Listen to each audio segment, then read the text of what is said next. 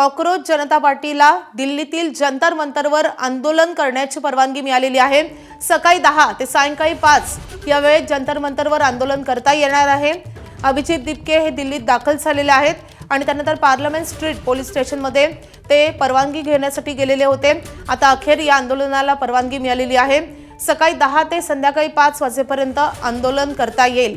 त्यामुळे अभिजित दिपके आता जंतर मंतरवर जातील आणि त्यानंतर प्रत्यक्षात आंदोलनाला सुरुवात होणार आहे। दिल्लीमध्येच काही वेळापूर्वीच अभिजित दिपके यांचं आगमन झालेलं आहे। दिल्लीतल्या विमानतळावर आल्यानंतर ते पार्लमेंट स्ट्रीट पोलीस स्टेशनच्या दिशेने रवाना झालेले होते आणि त्यानंतर ही महत्त्वाची अपडेट येते। कॉकरोच जनता पार्टीच्या या पहिल्या आंदोलनाला परवानगी मिळालेली आहे। पोलिसांनी सकाळी 10 ते संध्याकाळी 6 या वेळेत आंदोलन करण्याची परवानगी दिलेली आहे। तर अभिजित दिपकेंनी ट्विट करत एक माहिती दिलेली आहे। सर्व कॉकरोचना थेट जंतर मंतरवर यावं, पार्लमेंट स्ट्रीट पोलीस ठाण्यात येऊ नका, आम्ही सकाळी 10 वाजता आमचं शांततापूर्ण आंदोलन सुरू करू, असं या ट्विटद्वारे त्यांनी आवाहन केलंय।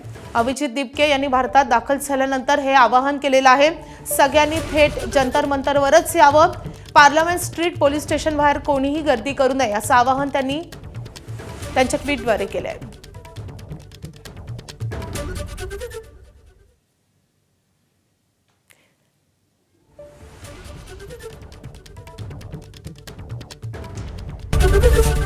एबीपी माझा, उघडा डोळे बघा नीट।